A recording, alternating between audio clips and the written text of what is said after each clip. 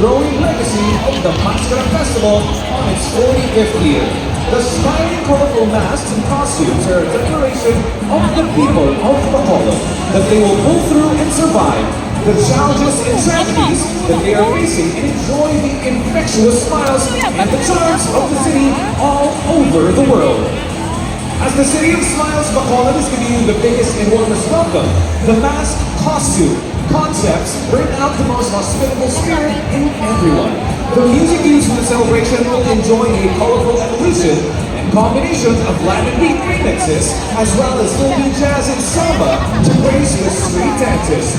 Bacolod is now a giant in terms of the enormous and vast progress and developments. With beautiful possibilities, Bacolod will shine and soar high as a super city. Let us all welcome Barangay 18!